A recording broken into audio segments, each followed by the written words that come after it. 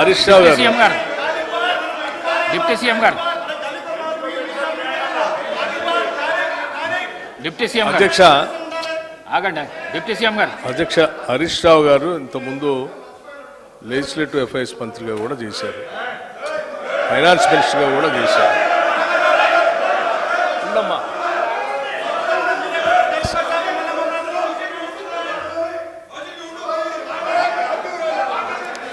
సభలో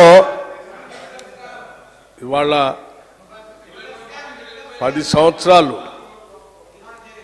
వాళ్ళ ఆర్థిక విధ్వంసం చేసి రాష్ట్రాన్ని అప్పులపాలు చేసి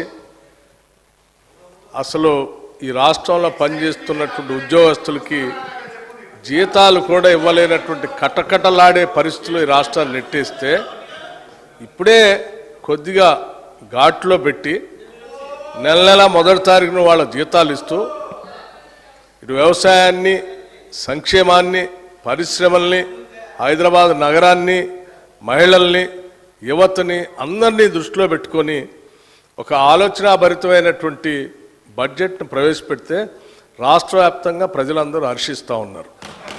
కానీ హరీష్ రావు గారు ఒక్కడికి మాత్రం చాలా కంటగింపుగా ఉంది అధ్యక్ష. ఏంది రాష్ట్రాన్ని బాగు చేయటం కోసం ఇట్లా బడ్జెట్ పెడతా ఉన్నారు, మాలాగా ఆదాయాన్ని అంతా రకరకాల మార్గాల్లో ఖాళీ చేస్తే అయిపోయేది కదా, ఇదేంది అని వారు మాట్లాడుతూ మేము వాస్తవాలే మాట్లాడతాం, మాదంతా విన్న తర్వాత మీరు చెప్పండి అన్నారు. నేను సైలెంట్ కూర్చొని రాసుకుంటున్నాను. ఏం చెప్పారు? లేచి ఎక్సైజ్ మంత్రి గారట లేచారట, వారు 7,000 కోట్ల ఆదాయాన్ని పెంచడానికి గల్లీ గల్లీ బెల్ట్ షాప్ పెడతాం, మేము పెంచుతామని వారు చెప్పారట. ఇప్పుడే కదా అందరు విన్నారు కదా అధ్యక్ష, ఆ మాట ఏమన్నా అన్నారా వారు? ఇంతకంటే అన్యాయంగా ఉన్నది లేనట్టు లేనిది ఉన్నట్టు ఈ రాష్ట్ర ప్రజలకి భ్రమలు కల్పించి 10 ఏళ్ళు రాష్ట్రాన్ని సర్వనాశనం చేశారు. ఇప్పుడు మళ్ళీ మొదలుపెట్టారు, 5 నిమిషాల్లోనే భ్రమలు కల్పించడానికి ప్రయత్నం చేస్తున్నారు. ఇది ఎక్కడ అన్యాయం అధ్యక్ష? మీరు వాస్తవాలు జాగ్రత్తగా రాష్ట్ర ప్రయోజనాల కోసం క్రిటికల్ ఎనాలిటికల్గా మేము పెట్టిన బడ్జెట్ మీద ఇగో దీన్ని పెట్టారు, ఈ శాఖకి ఇది సరిపోలేదు, ఈ శాఖకి తగ్గించారు, ఈ శాఖ పెంచారు, దీనివల్ల యువతకు నష్టం అవుతుంది, దీనివల్ల 72,000 కోట్లు పెట్టడం వల్ల వ్యవసాయానికి నష్టం జరుగుతుంది, అంత పెట్టకుండా ఉండాల్సి ఉండే, మాలాగా ఏదో 15,000-20,000 కోట్లు పెడితే బాగుండేది, లేకపోతే హైదరాబాద్ నగరానికి 10,000 కోట్లు పెట్టారు, ఎందుకు పెట్టారు అనవసరం, దీన్ని గాలికి వదిలేస్తే మాలాగా కొద్ది వర్షం రాగంలో మొత్తం మురుగునీళ్ళంతా రోడ్డు మీదకి వచ్చి ఇబ్బంది పడేవాళ్ళు, అట్లా చేయాలి. కానీ ఇదంతా ఏందని చెప్తే కొద్దిగా బాగుంది. ఇవన్నీ వదిలేసి ఏదేదో మాట్లాడుతున్నాను. నేను ఇప్పుడు కూడా చెప్తా ఉన్నాను, మీరు చెప్పేదాన్ని ప్రతిదాన్ని వింటా ఉన్నాం. అసలు మేము ఏమనుకున్నాము, ఇంత బాగా బడ్జెట్ పెట్టాము, సరే ఈ బడ్జెట్ మీద నిన్న వారు బడ్జెట్ వినడానికి వచ్చారు కదా, ఎల్ఓపి గారు వచ్చారు కదా, వాళ్ళు వచ్చి ఏమైనా మాట్లాడతారేమో, ఏమన్నా ఉంటే విని సమాధానం చెప్దాం అనుకున్నాం. వారు రాలేదు. రాకపోగా వీరు మాత్రం అన్నీ వారు రాలేదు, బాధ్యత లేదని దీని ద్వారానే స్పష్టంగా అర్థమవుతుంది. వాళ్ళు ఏదో మాట్లాడరు కాబట్టి గుడ్డగాల్చి మీదేసిపోదామనంటే ఎట్లండి? ఇది కరెక్ట్ కాదు హరీష్ రావు గారు. మీరు పద్ధతిగా మాట్లాడితే మేము డెఫినెట్గా సమాధానం చెప్పడానికి సిద్ధంగా ఉన్నాడు. సో ఫైనల్గా బట్టి గారు కూడా డిస్ప్యూట్ చేయలే.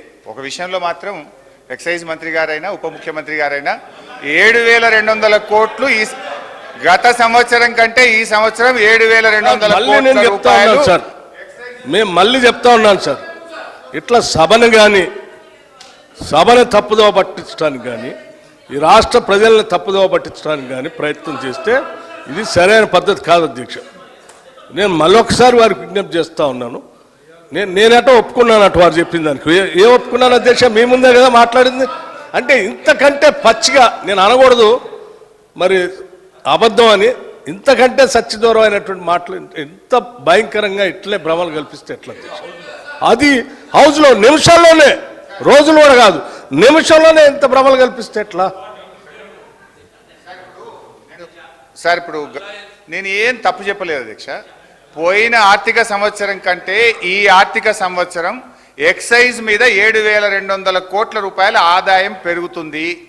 ఈ సంవత్సరం 42,000 కోట్ల రూపాయలు ఎక్సైజ్ మీద మేము ఆదాయం తెచ్చుకుంటామని బడ్జెట్లో పెట్టారా లేదా బట్టి గారిని చెప్పమనండి.